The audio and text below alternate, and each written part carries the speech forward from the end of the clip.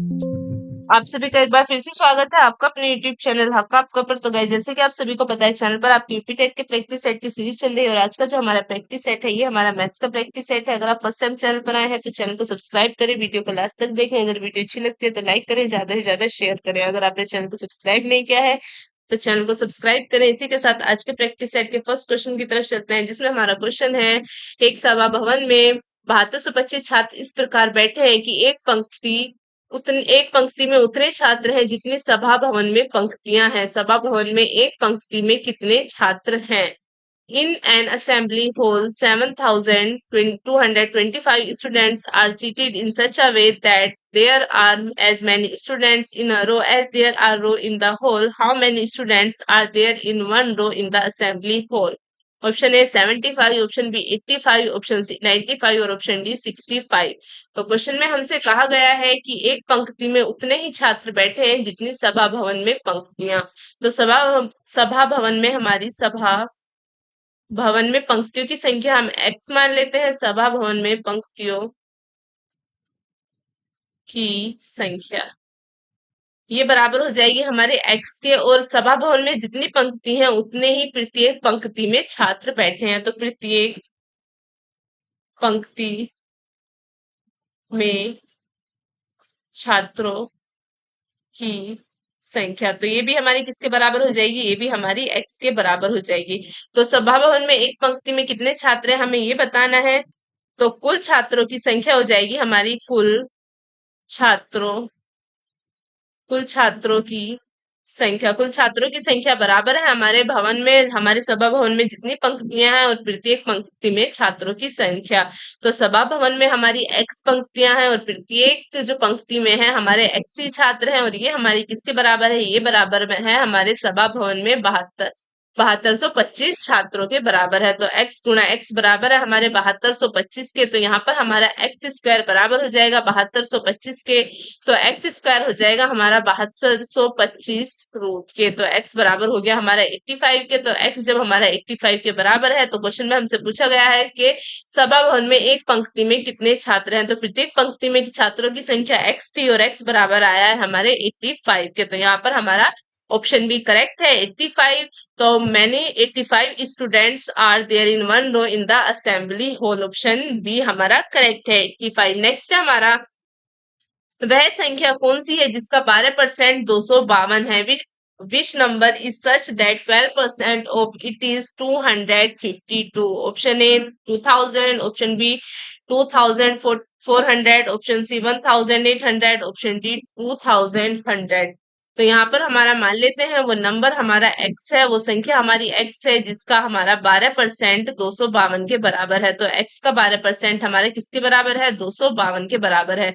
तो x किसके बराबर हो जाएगा? x बराबर हो जाएगा हमारा 252 गुणा 100 और अपॉन में हमारा 12। 12 से काटेंगे तो 2 बार में और 1 बार में, तो x बराबर आ जाएगा हमारे 2100 के। तो हमने क्या माना था कि वो संख्या हमारी x है और x बराबर आया है हमारे 2100 के। तो हमारा ऑप्शन डी करेक्ट आंसर है। तो 2100 वह संख्या है जिसका हमारा 12% 252 के बराबर है। ऑप्शन डी हमारा करेक्ट है। नेक्स्ट है हमारा, ए की आय बी की आय से 50% अधिक है तो बी की आय ए से कितना प्रतिशत कम है? जो हमारी ए की आय है वो बी की आय से 50% अधिक है। If A's income is 50% more than b's income, then by what percentage is b's income less than a's income? Option A 33%, option B 33 by 3 upon 1%, option C 33 by 1 upon 3%, option D 33 by 1 upon 2%। तो हमें बताना है कि यहाँ पर कितनी percentage B की आय ए की आय से कितना प्रतिशत कम है। तो यहाँ पर हमारी बी की आय का हमें बताना है कि उसका कितना परसेंट कम है। तो ए की आय बी की आय से कितनी अधिक है? 50% अधिक है। तो यहाँ पर हम लिखेंगे कितना प्रतिशत अधिक है। तो यहाँ पर 50% अधिक है तो हम 50% अधिक को मान लेते हैं। हमारा जो 50% हमारा अधिक है तो ये आएगा हमारा कितना परसेंट कम है? 50% अधिक है और अपॉन में हमारा 100 प्लस 50 और इंटू में हमारा आएगा 100, यानी आर अपॉन 100 प्लस आर और इंटू में हमारा 100। तो ये हो जाएगा हमारा जो बी की आय है वो हमारी प्रतिशत कम है एक ही आय से, तो ये हो जाएगा हमारा 50/150 और गुणा में हमारा 100। तो 50 से काटेंगे 3 बार में, तो यह आ जाएगा हमारा 100/3, जो कि हमारा बराबर होगा 33 के। 33 कम है यहाँ पर बी की आय एक ही आय से, तो यहाँ पर हमारा ऑप्शन सी करेक्ट है। नेक्स्ट है हमारा 625 का कितना परसेंट, हमारा 25 है। Option A 5, option B 15, option C 4 और ऑप्शन डी इनमें से कोई नहीं। तो हमें बताना है जो हमारा 625 का है, ये हमारा मान लेते हैं हमारा एक्स परसेंट है। एक्स परसेंट कितना है, हमारा 25 के बराबर है। तो 625 गुणा एक्स अपॉन 100 बराबर हो जाएगा हमारे 25 के। तो एक्स बराबर हो जाएगा हमारा यहाँ पर 25 गुणा 100 और अपन में हमारा 625। 25 से काटेंगे 625 को, 25 में जाएगा, 25 से काटेंगे 100 को 4 बार में, तो x बराबर 4 आ जाएगा। तो x का 4% है हमारा 25। तो ऑप्शन सी हमारा करेक्ट है। नेक्स्ट है हमारा, एक व्यक्ति 5,000 रुपए के निवेश से एक व्यापार शुरू करता है। उसे पहले वर्ष 10% का घाटा, दूसरे व तीसरे वर्ष क्रम से 10% और 20% का लाभ होता है, तो उसे तीसरे वर्ष के अंत में वास्तविक लाभ कितना होगा। A person starts a business with a investment of 5,000. He incurs a loss of 10% in the first year and earns profit of 10% and 20% in the second and the third years, respectively. What will be his actual profit at end of the third year? Option A 450 रुपए, option B 550 रुपए, option C 940 रुपए, option D 1,000 रुपए। तो यहाँ पर हम कैसे करेंगे, कितना व्यक्ति ने जो हमारी टोटल कितनी राशि निवेश करी है, टोटल उसने 5,000 रुपए निवेश करे हैं। जो उसे पहले वर्ष का घाटा हुआ है, पहले वर्ष उसे 10% का घाटा हुआ है, यानी 100 - 10 और फिर गुणा में उसका जो दूसरे वर्ष है उसे एक 10% और 20% का लाभ होता है, यानी दूसरे और तीसरे वर्ष उसे, दूसरे वर्ष 10% का लाभ और तीसरे वर्ष उसे 20% का लाभ होता है। तो 5,000 गुणा 10 माइनस 10% की उसे हानि हुई है, और उसके बाद हमें उसे क्या हुआ है, 10% का लाभ हुआ है, और उसके बाद उसे 20% का लाभ हुआ है। तो 100 + 20/100, तो ये हो जाएगा हमारा 5,000 गुणा 90/100 गुणा 110/100 गुणा 120/100। तो ये आ जाएगा हमारा, 2 जीरो से हमारी 2 जीरो कैंसिल हो जाएंगी, 2 जीरो से यहाँ पर हमारी 2 जीरो कैंसिल हो जाएंगी, यहाँ पर हमारी 2 जीरो से 2 जीरो कैंसिल हो जाएंगी। गुणा करेंगे 9 × 11 × 12 की, तो ये हमारा बराबर होगा 5,940 की। अब हमें क्या बताना है, हमें बताना है वर्ष के अंत में उसे वास्तविक लाभ कितना हुआ है। तो वर्ष के अंत में उसे कितना राशि मिली है, 4,940 मिली है। उसने इन्वेस्ट कितनी करी थी, इन्वेस्ट की थी उसने 5,000, तो उसे कितने का लाभ हुआ है, उसे हुआ है 940 रुपए का लाभ। तो कुल लाभ उसे कितना हुआ है, 940 रुपए का हुआ है। तो ऑप्शन सी हमारा करेक्ट आंसर है। हमारा 80 और 90 के बीच अभाज्य संख्या है। The prime numbers between 80 and 90 are. Option A 81 और 83, ऑप्शन बी 83 और 87, ऑप्शन सी 81 और 89, ऑप्शन डी 83 और 89। तो यहाँ पर हमारा जो 80 और 90 के बीच हमारी अभाज्य संख्या है, ये है हमारी 83 और 89। तो ऑप्शन डी हमारा करेक्ट आंसर है। 80 और 90 के बीच हमारी दो अभाज्य संख्या है, और वो संख्या कौन सी है, एक है हमारी 83 और दूसरी है हमारी 89। ऑप्शन डी हमारा करेक्ट है। नेक्स्ट क्वेश्चन है हमारा, 3 घंटिया क्रम से 9, 12 तथा 15 मिनट के अंतराल पर बजती हैं। 8 बजे पूर्वाह्न, 7 बजने के पश्चात तीनों एक साथ सबसे पहले कब बजेंगी? 3 bells ringing at intervals of 9, 12 and 15 minutes respectively after ringing together at 8 a.m. When will the 3 bells ring together again for the first time? Option A 8:45 AM, option B 10, 10:30 पूर्वाह्न यानी 10:30 AM, option C 11 AM, option D 1 PM, sorry 1 AM। तो यहाँ पर हो जाएगा हमारा जो 3 घंटियां हैं, ये हमारी 9, 12 तथा 15 मिनट के अंतराल पर बज रही हैं। आप बताना है कि ये 8 बजे एक साथ बजी है, तो इसके बाद तीनों एक साथ सबसे पहले कब बजेंगी। तो इसके लिए हम क्या करेंगे, 9, 12 और 15 का एलसीएम लेंगे। तो यहाँ पर 9, 12 और 15 का एलसीएम लेंगे। 9, 12 और 15 का एलसीएम सबसे पहले 3 से करेंगे, 3 तिया 9, 4 और फिर यहाँ पर 5 बार में। तो फिर उसके बाद 3 से करेंगे, 3 से एक बार में, 4 और 5, फिर 4 से करेंगे, फिर उसके बाद 5 से करेंगे। तो ये हो जाएगा हमारा 3 गुणा 3 गुणा 4 गुणा 5 जो हमारा बराबर होगा 180 के। तो यहाँ पर 9, 12 और 15 हमारे का एलसीएम कितना आया है 180।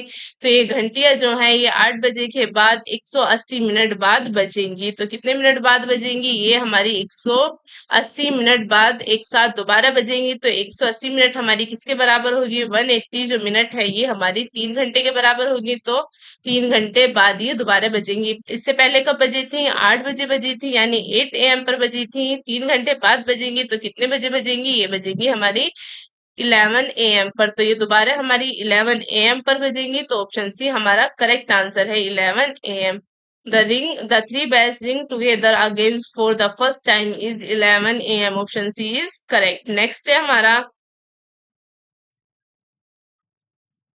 एक दुकानदार किसी वस्तु पर लागत मूल्य से 50% ऊपर मूल्य रखता है। यदि वह अपने ग्राहक को 30% की छूट दे तो उसे कितने प्रतिशत लाभ होगा? A shopkeeper marks up the price of an items by 50% above its cost price.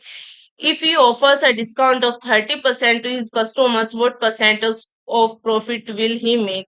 तो जब हमें क्वेश्चन में दिखता है कि एक दुकानदार पहले किसी वस्तु के लागत मूल्य पर मूल्य बढ़ा रहा है, उसके बाद कम करके यानी डिस्काउंट करके उसे बेच रहा है, यानी ग्राहक को छूट दे रहा है, तो हम यहाँ पर कौन सा फॉर्मूला लगाएंगे? फॉर्मूला लगेगा यहाँ पर हमारा x minus Y plus X into Y, X minus Y minus X into Y और अपन में हमारा 100। तो x कितना है? x बराबर है, यहाँ पर हमारा पहले कितना मूल्य बढ़ा रहा है? पहले मूल्य 50% ऊपर से मूल्य रख रहा है, उसके बाद 30% का उसे डिस्काउंट दे रहा है। तो डिस्काउंट है हमारे यहाँ पर 30% का, तो y बराबर 30 हो जाएगा।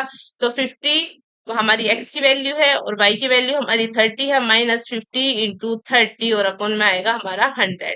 यहाँ पर 50 से करेंगे तो 2 और यहाँ पर करेंगे तो 15 आएगा। 50 में से माइनस 30 होगा, 50 में से माइनस 30 तो ये हमारे 20 के बराबर होगा और माइनस में हमारा कितना आएगा? 15। तो कितने परसेंट होगा? 5% हमारा क्या है? 5% हमारा टोटल लाभ है। तो ऑप्शन ए हमारा करेक्ट आंसर है। तो कितने परसेंट का प्रॉफिट होगा? 5% का प्रॉफिट होगा। ऑप्शन ए हमारा करेक्ट आंसर है। नेक्स्ट है हमारा, अमित अभी 20 वर्ष का है और लीला 4 वर्ष की है। कितने वर्षों में अमित लीला से दुगना बड़ा होगा? Amit is currently 20 year old and Leela is 4 year old. In how many years will Amit be twice as old as Leela? Option A 8 वर्ष, ऑप्शन बी 12 वर्ष, ऑप्शन सी 10 वर्ष, ऑप्शन सी 11 वर्ष। तो मान लेते हैं हमारा x वर्ष बाद जो अमित की आयु है, x वर्ष बाद अमित की आयु, अमित की आयु बराबर हो जाएगी हमारे 20 प्लस एक्स के, और एक्स वर्ष बाद लीला की जो आयु है ये बराबर हो जाएगी हमारे एक्स वर्ष बाद लीला की आयु, ये हो जाएगी हमारे 4 + x। तो x वर्ष बाद हमारी जो अमित की आयु है ये हमारी 20 + x हो जाएगी, क्योंकि हमने कितने वर्षों को मान लिया कि x वर्ष बाद जो है लीला की अमित की आयु 20 + x हो जाएगी और लीला की आयु 4 + x हो जाएगी। तो हमारे x वर्ष बाद जो अमित है वो लीला से 2 गुना बड़ा है। तो यहाँ पर हमारा 20 + x बराबर हो जाएगा हमारे 20 + x बराबर 2 गुना लीला की आयु का। तो 20 + x बराबर हो जाएगा 2 गुना लीला की आयु कितनी है? 4 + x, यानी 20 + x, 20 + x is equals to 8 + x, 8 + 2x हो जाएगा। और यहाँ पर हमारा 20 - 8 is equals to 2x - x। तो x किसके बराबर हो जाएगा? x बराबर हो जाएगा हमारे 12 के। तो कितने वर्ष हमने क्या माना था? x वर्ष माना था। तो कितने वर्ष बाद? 12 वर्ष बाद जो अमित है वो लीला से 2 गुना बड़ा हो जाएगा। तो ऑप्शन बी हमारा करेक्ट आंसर है 12 ईयर। 12 ईयर हमारा करेक्ट आंसर है। नेक्स्ट क्वेश्चन देखते हैं। नेक्स्ट क्वेश्चन है हमारा, रमेश को 8,000 रुपए का मासिक ब्याज अर्जित करने की आवश्यकता है। ब्याज दर 12% प्रति वर्ष है, पर यह हर माह दी जाती है। निम्नलिखित में से कौन सा उसका निवेश है? Ramesh needs to earn a monthly interest of 8,000, the interest rate of 10% per annum, but it is paid monthly. Which of the following represent his investment? तो हमें बताना है कि उसकी निम्न में से इन्वेस्टमेंट कौन सी है। तो यहाँ पर रमेश जो है ये 8,000 रुपए का मासिक ब्याज पे करता है। तो 8,000 रुपए का उसका मासिक ब्याज है, तो ये हमारा मासिक है तो एनुअल कितना हो जाएगा, एनुअल हो जाएगा हमारा, एनुअल हो जाएगा 8,000 गुणा 12 यानी हमारा 96,000। 96,000 का हमारा एनुअली इंटरेस्ट पे कर रहा है। रेट हमारी 10% दी गई है और प्रति माह कर रहा है। और एक साल का कितना हो जाएगा, 12 महीने का हो जाएगा हमारा। प्रति माह कर रहा है तो 12 महीने का हमारा यानी 1 ईयर हो जाएगा। तो हमें क्या निकालना है, हमें यहाँ पर प्रिंसिपल निकालना है यानी उसका निवेश निकालना है। तो SI बराबर हो जाएगा हमारा, SI is equals to P × T × R/100। SI हमारा दिया गया है 96,000, बराबर है हमारा P, टाइम है हमारा 1 ईयर, रेट है हमारी 10% और अपोन में हमारा कितना आएगा 100। तो ये हो जाएगा हमारा 96,000 गुणा 100 और अपोन में हमारा 10 बराबर P।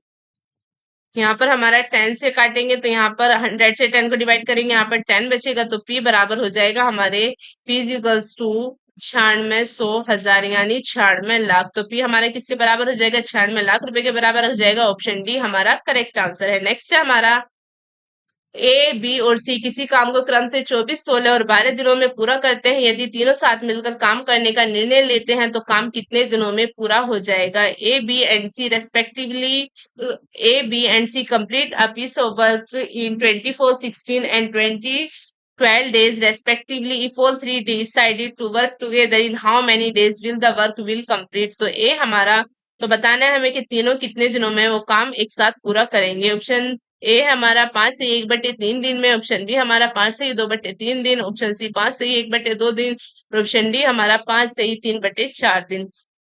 तो यहाँ पर ए जो है ये हमारा 24 दिनों में काम करता है, 24 दिनों में। बी हमारा उसी काम को 16 दिन में करता है और सी उसी काम को हमारा 12 दिन में करता है। तीनों निर्णय लेते हैं कि वो एक साथ काम करेंगे तो कितने दिनों में काम को पूरा करेंगे। तो ए प्लस बी प्लस सी हमारा एक साथ काम कर रहे हैं तो ये हमारा 1/24 प्लस 1/16 और प्लस में हमारा 1/12 दिनों में पूरा करेंगे। 24, 16 और 12 का एलसीएम लेंगे जो हमारा 48 के बराबर आएगा। यहाँ पर हमारा 2 आ जाएगा, यहाँ पर हमारा 3 आ जाएगा और यहाँ पर हमारा 4 आ जाएगा। ये बराबर हो जाएगा हमारे 9/48 के, 9/48 के। तो यहाँ पर हमारा तीनों का कुल काम कितना आ जाएगा, तीनों का ए प्लस बी प्लस सी। यहाँ पर बताना है तीनों ने 9/48 काम किया है और कितने दिनों में पूरा करेंगे, ए प्लस बी प्लस सी दिनों में काम। तो कितने दिन में पूरा करेंगे, ये पूरा करेंगे 48/9 जो हमारा बराबर होगा 16/3 यानी 5 सही 1/3 के बराबर होगा। तो टोटल डेज कितने लेंगे, एबीसी काम को पूरा करने में 5 सही 1/3 दिन लेंगे यानी ऑप्शन ए हमारा करेक्ट आंसर है। यदि ए बी सी तीनों एक साथ काम करते हैं तो वो काम हमारा 5 सही 1/3 दिन में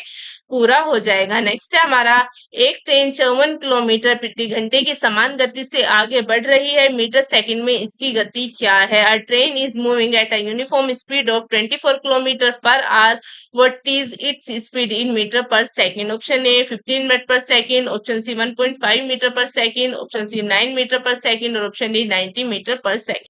तो ट्रेन की जो हमारी स्पीड दी गई है, स्पीड दी गई है हमें 54 किलोमीटर पर आवर। हमें क्या बताना है, इस 54 किलोमीटर पर आवर को बताना है कि मीटर पर सेकंड में इसकी स्पीड क्या है। जब हम किसी यूनिट जो हमारी किलोमीटर प्रति घंटे में होती है उसे हम मीटर पर सेकंड में करते हैं तो हम उसमें 5/8 की मल्टीप्लाई कर देते हैं। तो यहाँ पर हम 54 में 5/8 की मल्टीप्लाई करेंगे तो 18 से काटेंगे, 3 बार में कटेगा और 3 × 5 हमारा बराबर होगा, 3 × 5 बराबर हो जाएगा हमारे 15 मीटर पर सेकंड के बराबर।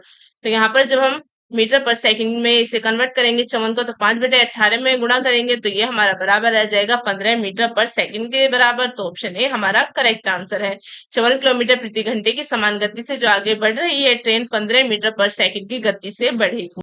ऑप्शन ए हमारा करेक्ट है। नेक्स्ट है हमारा, 300 किलोमीटर एक लंबी एक ट्रेन 120 किलोमीटर प्रति घंटे की गति से चलते हुए एक पुल को 45 सेकंड में पार करती है। पुल की लंबाई कितनी है। Option A 1500 metre, option B 1200 metre, option C 900 metre, option D 1000 metre. A train 300 metres long travelling at a speed of 120 kilometre per hour crosses a bridge in 45 seconds.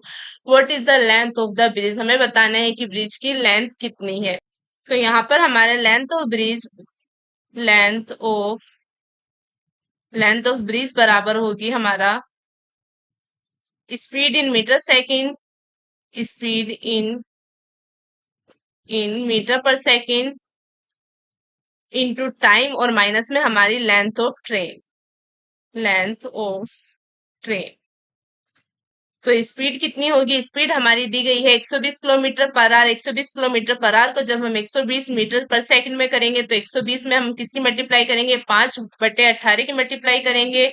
उसके बाद हमें क्या करना है? इनटू टाइम करना है। तो time कितना है हमारा? 45 सेकंड में पार कर रही है, यानी 45, और माइनस में आएगा हमारा लेंथ ऑफ ट्रेन, जिसकी हमारी जो ट्रेन की लंबाई है ये हमारी 300 मीटर दी गई है। आगे सोल्व करेंगे तो ये हो जाएगा हमारा 120 गुणा 5/18 और गुणा में हमारा 45 माइनस हमारा 300, जो हमारा बराबर होगा 9 से करेंगे, 9 से 9 दूनी 18, 9 से करेंगे 9 पंजे 45, 2 से यहाँ पे करेंगे तो यहाँ पे 60 बार में जाएगा, ये बराबर हो जाएगा हमारा 1500 के, और 1500 में से एक माइनस करेंगे हम 300, जो बराबर होगा हमारे 1200 के। तो यहाँ पर हमारी जो लेंथ ऑफ ब्रिज है ये हमारी हो जाएगी 1200 मीटर। ऑप्शन बी हमारा करेक्ट आंसर है। What is the length of bridge?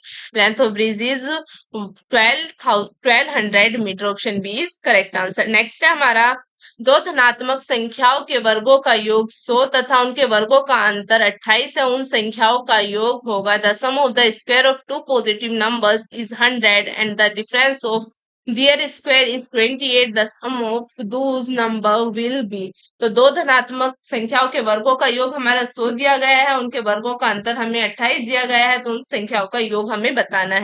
तो मान लेते हैं यहाँ पर हमारा जो नंबर है ये हमारा पहला नंबर x है और दूसरा नंबर हमारा y है। तो X square plus Y square किसके बराबर है? दोनों संख्याओं का योग हमारा, दोनों संख्याओं के वर्गों का योग हमारा 100 के बराबर है, और उनके हमारे जो वर्गों का अंतर है ये हमारा 28 के बराबर है। तो X square plus Y square 100 के बराबर है, और X square minus Y square हमारा 28 के बराबर है। तो यहाँ पर जब हम इनों के ऐड करेंगे तो ये हो जाएगा हमारा वाई स्क्वायर प्लस से वाई स्क्वायर माइनस कैंसिल हो जाएगा। यहाँ पर हमारा 2x स्क्वायर बराबर हो जाएगा 128 के, तो एक्स स्क्वायर बराबर हो जाएगा हमारे 64 के।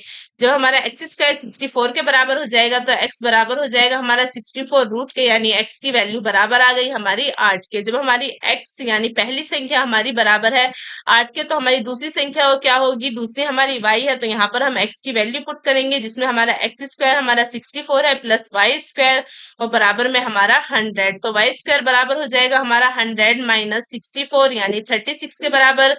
तो वाई स्क्वायर इजिकल्स टू 36, तो वाई इजिकल्स टू हो जाएगा हमारा 6। तो पहली संख्या क्या है? पहली संख्या हमारी 8 है, यानी एक संख्या हमारी 8 है और दूसरी हमारी y थी वो हमारी 6 है। तो दोनों संख्याओं का योग कितना होगा? 8 प्लस 6 बराबर होगा हमारे 14 के। तो ऑप्शन सी हमारा करेक्ट आंसर है।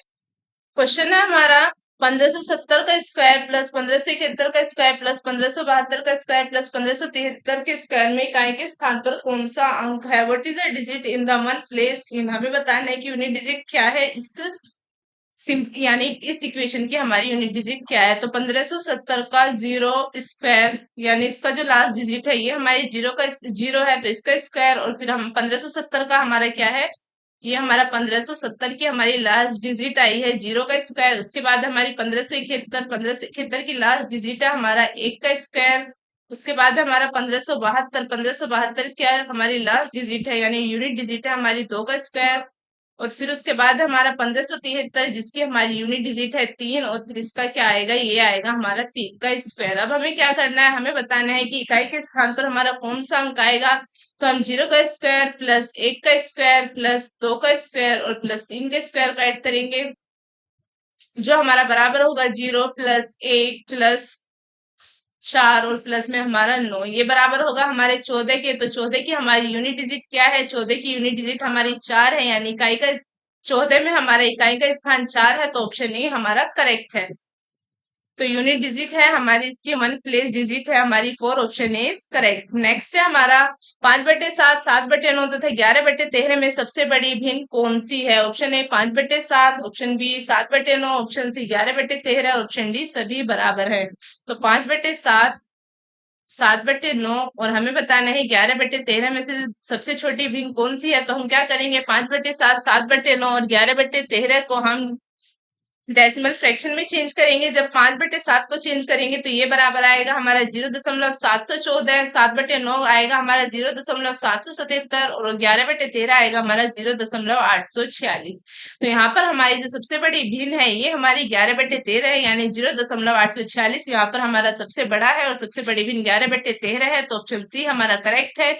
हमें बताना था कि यहाँ पर हमारी सबसे बड़ी भिन्न कौन सी है, तो यहाँ पर हमारी जो सबसे बड़ी भिन्न है ये हमारी 11/13 है। क्वेश्चन है हमारा, निम्नलिखित का सरलतम मान क्या है। क्वेश्चन में हमें बताना है कि जो हमारी फ्रैक्शन दी गई है इसका हमारा सरलतम मान क्या है। ये हमारा 3.43 गुणा 3.43 माइनस 2.53 और गुणा में हमारा 2.53 अपोन में हमारा 0.94 माइनस करना है हमें 12.50 और 6.25। तो जब हम यहाँ पर 6.25 को 12.50 से डिवाइड 12.50 को 6.25 से डिवाइड करेंगे तो ये आएगा हमारा 2।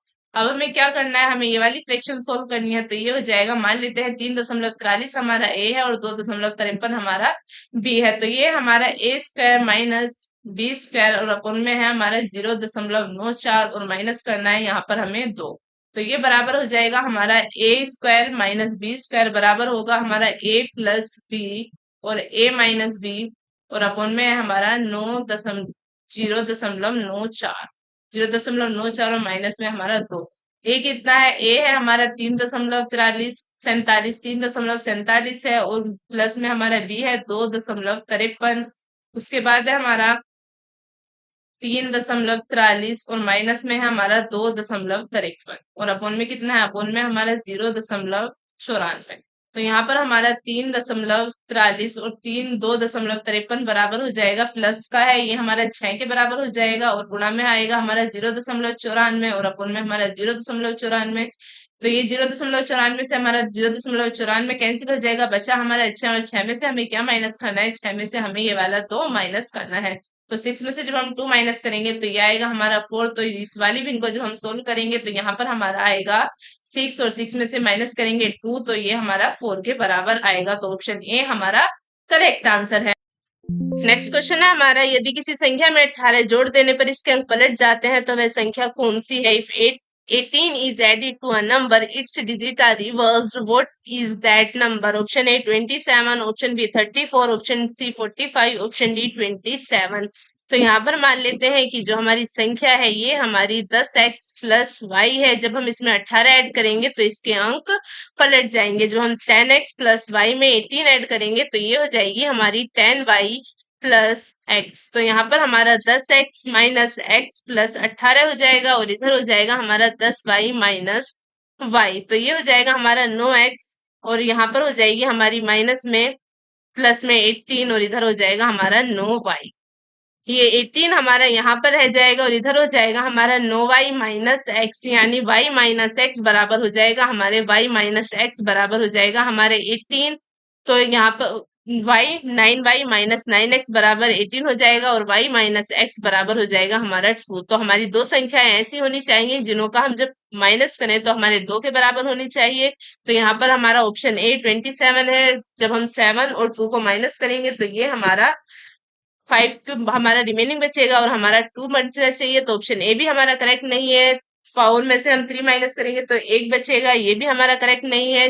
5 में से 4 घटाएंगे तो हमारे 1 बचेगा, तो ये भी हमारा करेक्ट नहीं है। 7 में से जब हम 5 घटाएंगे तो हमारा 2 बचेगा। तो y माइनस एक्स करेंगे, यानी 7 में से 5 घटाएंगे तो हमारा 2 बचेगा। तो ऑप्शन डी हमारा करेक्ट आंसर है। तो वह संख्या है हमारी 57। तो आज के प्रैक्टिस सेट के क्वेश्चंस हमारे यहीं पर एंड होते हैं। आपको आज की क्लास कैसी लगी आप कमेंट बॉक्स में जरूर बताइएगा। अगर अच्छी लगी है तो लाइक करें, ज्यादा से ज्यादा शेयर करें। अगर आपने चैनल को अभी तक सब्सक्राइब नहीं किया तो चैनल को सब्सक्राइब करें। मिलते हैं नए प्रैक्टिस सेट में और न्यू क्वेश्चंस के साथ। तब तक के लिए बाय बाय, टेक केयर।